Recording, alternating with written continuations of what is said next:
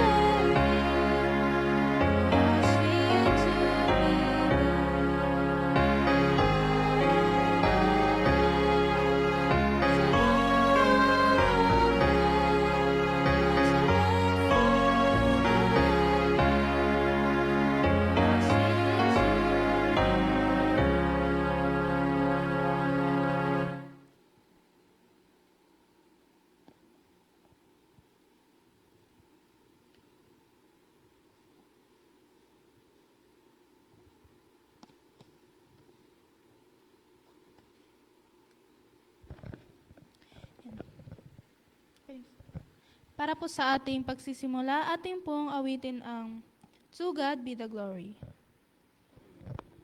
Tayo pong lahat ay magsitayo.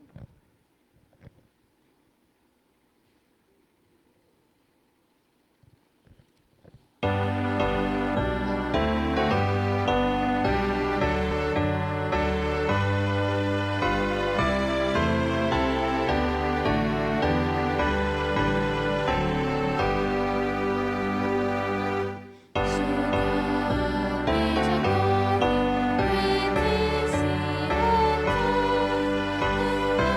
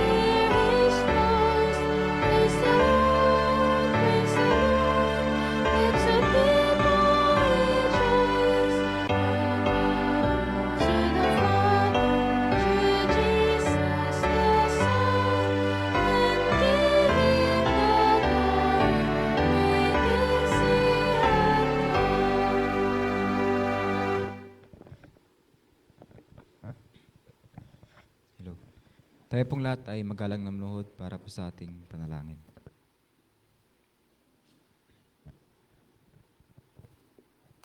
Let's pray. Dakila at magpalamin ng Diyos Ama, marami pong salamat sa inyong patuloy na pagpapalang pinagkakaloob sa amin. Purihin, Panginoon, ang inyong pangalan na kami po ay muli yung pinagkalooban ng pagkakataon upang kami po ay patuloy na makapagpuri sa inyong pangalan. Maraming salamat, Ama, na kami po inyong ingatan sa loob ng sanglinggo na kami po ay naging maayos. Nilayo niyo po kami sa kapamakan, disgrasya, at ngayon po naririto kami muli sa inyong paanan upang kayo po ay papurihan. Dalangin po namin, Ama, sa mga oras na ito, patawarin nawa kami, sama po kami na sumpungan nagkulang nagkasala sa salita, sa gawa, liman po tuhayag nang sa ganun kami po ay maging karapat dapat sa inyong harapan upang kayo po ay patuloy na papurihan. Dalangin po namin, Ama, sa gabing ito, nawa samahan kami sa aming pong pagsamba. Ang aming pong mapapakinggan ay ito po nawa ay tumatak sa aming puso't kaisipan. Amin po itong may apply sa aming pang-araw-araw na pumuhay at may bahagi po namin ito sa ibang mga tao. Dalangin po namin lahat ng mga kapatirang naririto, nawa i-bless niyo po sila, Panginoon, pagkaloob sa kanila ang karunungan. Ganoon din po, Panginoon, ang aming pong mga kapatiran na hindi po namin kapiling sa mga oras na ito. Samang po sila naroroon ay nawa sila po inyong dalawin. Kung sila man po ay nasa banig ng karamdaman, nawa, Panginoon, sila po inyong pagalingin. Dalangin po namin na nawa kayo po ang siyang mangibabaw sa gabing ito. Maraming pong salamat sa inyong patuloy na po palang pinagkakalob sa amin sa bawat araw. Ito pa aming dalangin sa pangalan ni Jesus na matagapagligtas. Amen.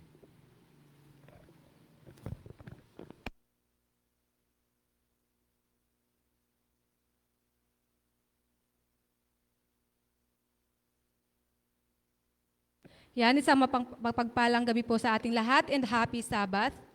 Purihin po natin ang Panginoon na sa buong sanglinggo na ating mga ginagawa, sa pang-araw-araw nating mga ginagawa ay narito pa rin tayo sa bahay-sambahan sa araw ng Sabbath na ito upang patuloy na ibalik ang ating papuri pasalamat sa kanyang dakilang pangalan. Yan, sa gabing pong ito, akin pong babanggitin ang pagkakasunod-sunod po na ating programa. Sa ating pagpag-aawitan, pinangunahan po tayo ni Sister Eliza Mascardo, opening song,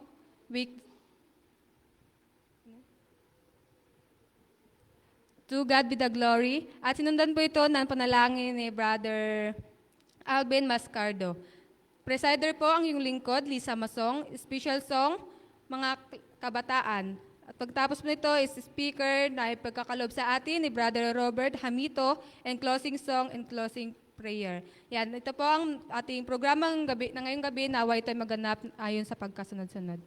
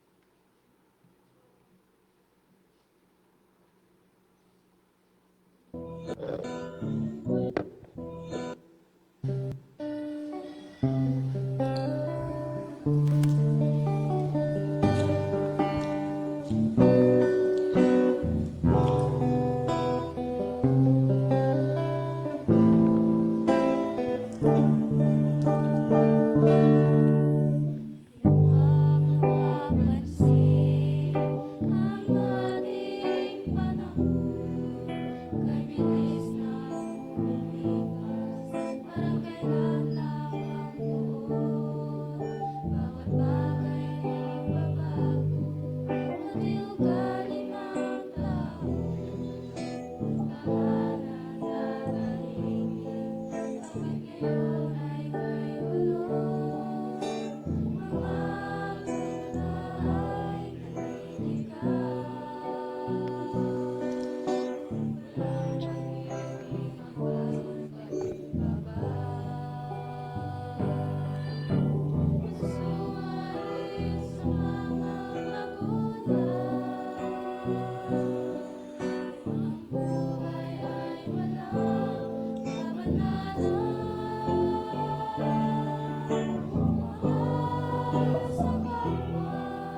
Magalang sa magulang at mag-ibig sa Diyos. Sa atin ay may lalang. Yan ang mabubuting asal na dapat matutunan, na dapat isabuhay ng bawat kabataan.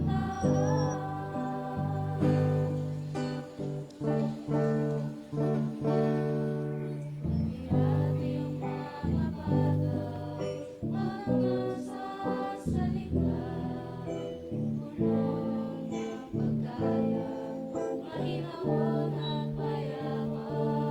Ngunit bakit ngayon, unti-unti nang nawala, nangangayang ang bulaklak ng vida. Gising na ngayong kabataan, ang Diyos sa atin ay naghihintay. Munting pangasin,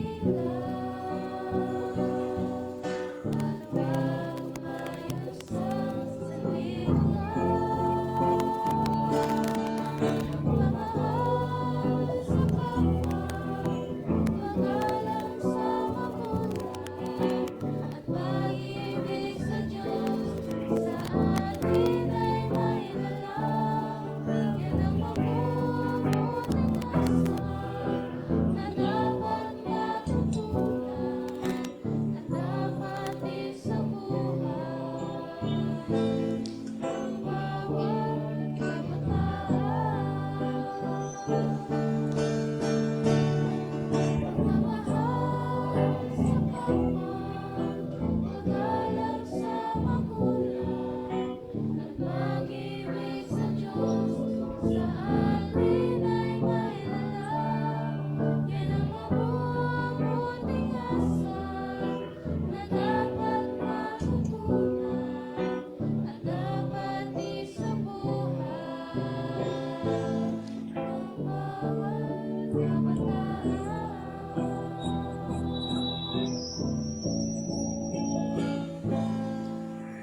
Gumising na ngayon,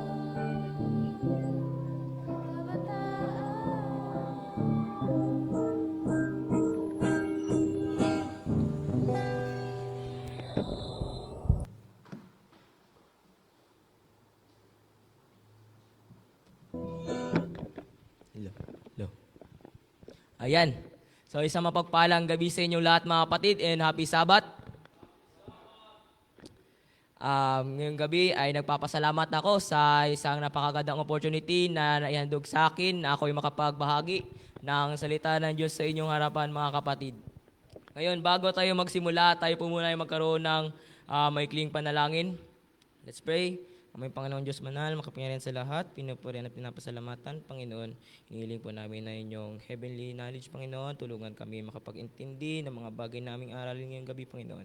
Patawarin kami, Panginoon, sa may mga kasalanan na nagawa, at naman sa isip, salita, sa gawa. Sa pangalan ni Jesus, Amen. Ayan.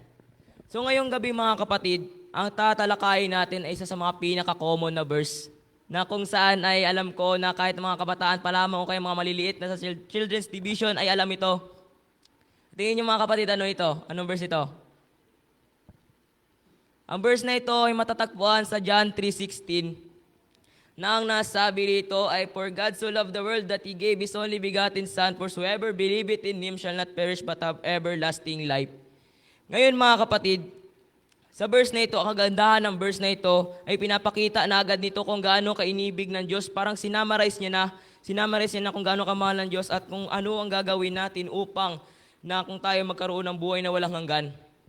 Mga kapatid, sa gabing ito, nais kong imagine ninyo sa inyo sarili na kayo bilang ang magulang. Nais kong imagine ninyo na nasa dito na for God so loved the world that He gave His only begotten Son. Ibinigay niya ang kanyang bugtong na anak. Mga kapatid, nais ko po ngayong gabi na imagine ninyo na kayo ay magbibigay ng inyong anak para sa sanlibutan. Mga kapatid, di ba, bilang magulang, masakit na bilang magulang pa lamang, na maliit pa lang ang iyong anak, makita mo lang siya madapa, mas nasasaktan ka na, di ba mga kapatid? Di ba? Makita lamang natin ang anak natin ay umiiyak dahil niya sasaktan. Ngunit ang Panginoon, mga kapatid, ano ang kanyang ginawa? Handa siyang ibigay ang kanyang anak upang maging sakripisyo para sa ating mga kasalanan. Ang kanyang dugo ay maging pambayad sa ating mga kasalanan, mga kapatid. Na kung saan ay alam niya na hindi lahat ng mga tao sa sanlibutan ay maliligtas sa dugo ng kanyang anak. Mga kapatid, di ba? Di naman lahat ng mga tao ay sumusunod sa kanyang utos. Di naman lahat ng mga tao ay may pananampalataya sa kanya. Lahat po ba ng mga tao sa sanlibutan, mga kapatid, may pananampalataya sa Panginoon? Di naman lahat, di ba? Ngayon, mga kapatid, ang dugo ng anak niyang si Yesu Kristo ang bagay na magliligtas sa atin. Ngunit, mga kapatid, sa ating buhay, imagine ninyo sa inyong buhay, mga kapatid, na itong buhay na ibinigay ni Kristo para sa atin ay ang liwanag. At kayo ay naglalakad sa isang madilim na daanan na daanan ng buhay, na kung saan ay sa sobrang dilim ay wala kayong makita. At puno ito ng mga bato at mga butas-butas sa lupa, at maaari pa kayong madapa. Mga kapatid, ganun ang buhay. Ganun kadilim ang buhay kung wala kang kasama, kung wala kang liwanag na nasa iyong kamay. Di ba, mga kapatid? Natry nyo na ba maglakad sa madilim at bigla na lang kayo natapa? Sino nakatry nun? Si Uncle, nakatry na. Ganun, mga kapatid, kahirap na maglakad sa madilim na daanan. Ganun kahirap na hindi mo nakikita ang susunod mong hakbangan. Ganun yun kahirap, mga kapatid. At ganun na lamang ng Panginoon ay nag-abot mismo kamay sa kamay ng liwanag. Ang liwanag na ito ang sakripisyo ng kanyang anak. Amen po ba, mga kapatid? Ganun inibig ng Panginoon na imbis na tayo ay maglakad sa madilim na daanan ay tayo binigyan niya ng liwanag. Di ba, mga kapatid? Ganun kaganda yung pero ginawa niya na lang na, gisummarize niya na lang kung gaano niya kamahalan sa libutan, na kamay sa kamay na binigay niya ang kanyang anak para sa ating mga kasalanan, na upang hindi tayo mag-isang maglakad sa madilim na daanan ng buhay. Amen po, mga kapatid? Ayan. Ngayon, mga kapatid, ang tanong ko sa inyo, paano natin tatanggapin sa kamay natin ang liwanag na ibinibigay sa atin ng Panginoon upang magamit natin sa kadilimang ating hinaharap kung hindi natin ito kayang tanggapin? Paano? Ngayon, mga kapatid, ang sinasabi ko na hindi natin kaya tanggapin sapagkat ang kamay natin ay hinahawakang ibang mga bagay. Di ba, mga kapatid? Imagine ninyo tayo sa atin. Dalawang kamay ninyo. Ang inyong dalawang kamay ay may hawak. May hawak na mga bato. At meron pa kayong kukunin. Paano nyo kukunin yun? Di ba hindi nyo na kaya hawakan yun? Hindi nyo na kaya hawakan sapagkat may hawak na inyong mga kamay. Ganon din tayo, mga kapatid. Ganon tayo sa ating buhay na tayo'y naglalakad sa madilim na daanan, na tayo'y may hawak sa ating mga kamay. Ano nga bang mga hawak nating ito? Mga kapatid, ang ating hinahawakan sa ating mga kamay upang ito ang nagpipigil sa atin upang mahawakan natin ang liwanag na inaabot sa atin ng Panginoon. Ang tanging ating mga kasalanan at mga kamundong bagay. Make sense, di ba, mga kapatid? Na kung saan, pag ito'y inyong binitawan, ay maaari ninyo matanggap ang liwanag na inaabot sa inyo ng Panginoon. Amen ba, mga kapatid? Na gano'n na lamang na hindi natin kaya itong bitawan. Sino ba ang kayang bitawan ng kasalanan? Sino ba dito ang sigurado sila na hindi sila nagkasala at hindi sila nagkakasala at hindi sila magkakasala muli? Wala, di ba? Sino dito ang nakakaalam sa kanilang sarili na hindi sila matutukso ng salibutan, hindi sila natukso ng salibutan, hindi sila matutukso, at hindi sila natutukso? Di ba? Past, present, future. Ganun, di ba, mga kapatid? Sino po ba dito? Kahit ako sa aking sarili, hindi rin ako. Sapagkat ganun na lamang na ganun kalaki ang impact ng kasalanan sa atin na hindi natin kayang gawin, bitawan ito. Ngayon, mga kapatid, paano nga ba? Paano natin tatanggapin ang liwanag na ibinibigay ng Panginoon sa atin kamay sa kamay na hindi naman natin to kaya? Di natin ito kaya sapagkat dahil sa mga bagay na naglilimita sa atin. Ang mga kasalanan natin ginagawa na hindi natin kayang bitawan. Mga bagay natin ginagawa. Mga makamundong bagay. Ano mga makamundong bagay, mga kapatid? Bigyan ko kayo example. Unahin natin ang cellphone. Tuwing araw ba ng Sabat, nabibitawan ba natin ang ating mga cellphone, mga kapatid? Di ba hindi? Oo, alam ko yung iba, oo. Pero yung karamihan ba sa atin nabibitawan ba natin ang cellphone? Lalo na sa mga kabataan, especially sa mga kabataan, mga kapatid. Kabilang na ako doon. Nabibitawan ba natin ang ating mga telepono, ang mga aplikasyon sa ating telepono na nakakapagpalayo sa ating atensyon patungo sa Panginoon, lalo na sa araw ng Sabat, kahit hindi nga araw ng Sabat. O di ba? Sunod naman natin, pera. Di ba? Mga kapatid, pansinin niyo ang mga ibang mga tao iba sa atin dito sa iglesia. Di ko naman sinasabi na nandito specifically, pero may mga nagtatrabaho kada araw ng Sabado. Di ba? Ang araw na ito ibinigay sa atin ng Panginoon upang tayo magkaroon ng kapahingahan. Di ba? Sabi pa nga sa Exodus 20 verse 8, remember the Sabbath day to keep it holy. How can you keep it holy when you cannot even remember the day of the Sabbath? Di ba? How can you, ano ba yung tawag dito sa English? Nakalimutan ko na mag-English. Paano mo tatanggapin ang liwanag na binibigay sa iyo ng Panginoon kung hindi mo naman kayang bitawan ng mga bagay na sa iyong kamay? Tingnan nyo yung pera na sa inyong kamay, hindi nyo ba kayang bitawan? Di ba hirap bitawan yan? Hirap gumastos. Kailangan tipirin. Cellphone, di kayang bitawan. Kailangan kong mag-charge ngayon para bukas may magamit ako sa araw na Sabat. Anong gagawin mo? Facebook? Di ba? Kasi ako, ganun ako nakaraan. Nagbago. Ngayon mga kapatid, paano nga ba natin ito mabibitawan itong mga bagay na ito na sa ating kamay na nagpe-prevent sa atin upang makamit natin ang liwanag na ibinibigay sa atin ng Panginoon? Simple lamang yan mga kapatid. Sino po ba dito nakapagbasa ng Step to Christ? Yan. So nasabi sa Steps to Christ, ang tunay na pagsisisi o pagbabago ay natanging na kay Kristo lamang. Mga kapatid, may mga nagbago tungkol sa pera.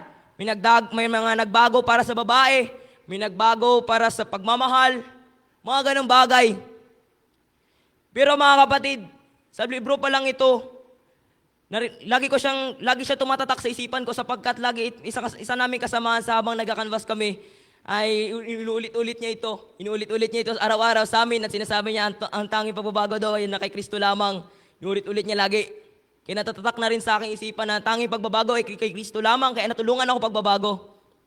Sana ganun din tayo mga kapatid, na ang tanging pagbabago ay na kay Kristo lamang. Ang tanging pagbabago na sa ating mga kamay na iharap natin ito kay Kristo, ilapit natin sa Kanya, na ilapit natin upang mabitawan natin ang mga bagay na ito. Diba mga kapatid? Amen ba? Ayan. Kaya ngayong gabi, nais ko ipahatid sa inyo na sa maikling mensahe na ito na ating mabibitawan ang mga bagay na ito pag ito inilapit natin sa Panginoon. Sapagkat bago hindi pinipilit ang Panginoon na ibigay niya ito ay kunin mo agad. Hindi niya ipinipilit na ito kunin mo, tanggalin mo yung kamay mo tapos gano'n. Di madadamage ang ating kamay, di ba mga kapatid? Tayo matadamage tayo bilang sa ating sarili. At hindi gusto ng Panginoon ng kanyang minamahal ay masaktan. Amen ba mga kapatid? Bilang magulang, gusto mo ba masaktan ang iyong anak? Na ikaw mismo ang sasakit sa kanya? Di ba hindi? Ganoon din ang Panginoon mga kapatid, na kung saan ay inaabot niya sa atin ang liwanag, ngunit binibigyan niya tayo ng paraan upang matanggal itong mga bagay na nasa ating mga kamay. Itong mga bagay na ito naglilimite sa atin upang kunin ang liwanag na ito. Mga kapatid, sino po ba sa inyo, sa tingin ninyo sa inyong sarili ay mga nakatanggap ng liwanag sa buhay na ibinibigay ng Panginoon sa inyo? Sino po ba sa inyo? Taas po ninyo ang inyong mga kamay. Wala. Abay, gising bayan ng Panginoon. Gising pa ba? Aking uulitin. Sino po ba sa tingin ninyo ang mga nakatanggap ng liwanag na inabot sa atin ng Panginoon? Taas ninyong kamay ninyo kapag sa tingin ninyo ay natanggap nyo ang liwanag na ibinibigay ng Panginoon sa atin. Ngunit may katanungan ako sa inyo. Nabitawan nyo na ba ang mga bagay, namamakamunong bagay na nasa atin? Inyo ba itong mga mabibitawan? Ito ba inyo nabitawan, mabibitawan? Kaya nyo ba mga kapatid? Kaya nyo bang bitawan ang mga bagay na ito? Sino po ba dito ang kayang bitawan ng mga bagay na naglilimita sa kanila sa kanilang paglilingkod sa Panginoon? Taas po ninyo ang inyong kamay. Amen. May mga bagay, may mga tao pa rin na ganun. Sapagkat gayon na lamang na nasabi rito na kung sino mang sumampalataya sa Kanya, huwag mapahamak kundi magkaroon ng buhay na walang hanggan. Paano tayo magkakaroon ng pananampalataya sa Panginoon kung tayo mismo ay hindi natin kaya magkaroon ng pananampalataya sa Kanya? Diba? Kaya mga kapatid, nais ko sanang ma-realize ninyo, nais ko sanang gumising kayo sa pagkatulog. Nais kong gisingin kayo na ang mga bagay, mga maliliit na mga bagay na akala natin ay wala lamang, ay nagkakaroon ng malaking impact sa ating buhay. Malaking hila sa atin pabalik. Isa na number 1 dyan. At number 2, ang cellphone at pera. Make sense di ba mga kapatid? Make sense? Make sense ba? Ganun na lamang na nais kong ibahagi itong mga ganitong bagay sapagkat naranasan ko rin ito. Naranasan ko rin na sa cellphone, pera, sapagkat ko ay nagkakaroon ng maraming pera dati. Ngayon wala na. Kaya mga kapatid, nais ko sana na sa simulat sa pool pa lamang ay ilapit na agad natin ang mga bagay na ito upang matanggal ito sa ating kamay at matanggap natin ang liwanag. Ang liwanag na ito upang makita natin ang kinabukasan natin. Makita natin ang ating dadaanan na tayo hindi madapa sa ating buhay. Sino po ba dito mga nadapa mga kapatid? Sino ba nadapa na sa kanilang buhay na kung sana dahil ito ay sapagkat hindi nyo nakikita ang inyong dinadaanan. Ito man ay sa mga pagbibisyo, sapagkat hindi nyo alam na may mga side effect ito sa inyong katawan, o mga iba pang bagay na akala ninyo ay okay lang daanan, ngunit hindi pala. Kaya mga kapatid, nais ko sana ngayong gabi makarinig sa inyo, makadama na kayo mismo, ilalapit ninyo ang mga bagay nito sa Panginoon, at nawa mga bagay na ito ay tanggalin sa inyo o ilayo man upang tayo makatanggap na liwanag na ipinapaabot sa atin ng Diyos sa gabing ito at sa mga araw na darating sa ating buhay. Amen ba mga kapatid? Kaya mga kapatid, willing ba kayo? Willing? Sino ang willing dito? Taas kamay. Ayan. Nais ko ngayong gabi marinig sa inyo mga kapatid, sabay-sabay, na isigaw ninyo sa inyong mga labi, I am willing to give I am willing. Dali mga kapatid, I am willing. Ayan, thank you po mga kapatid. At nakakataba sa puso sapagkat nakakita rin ako ng mga taong willing na ilapit ang kanilang mga problema at kasalanan sa Panginoon. Nakatulad na lamang na dapat ay tayo'y lumapit sa Kanya at siya ay nariyan lamang sa ating paligid. Mga kapatid, naway tayo'y nagkaroon ng magandang gabi sa gabing ito at pagpalain po tayo ng Panginoon. Amen.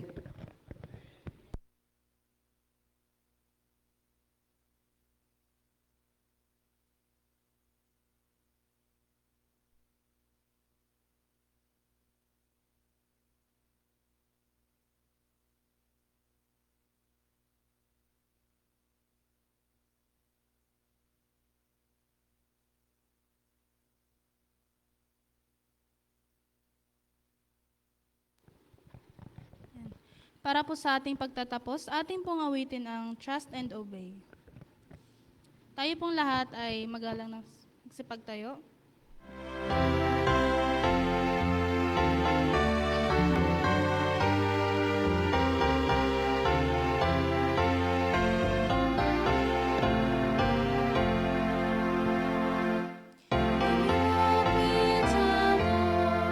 Into light of His word, where the glory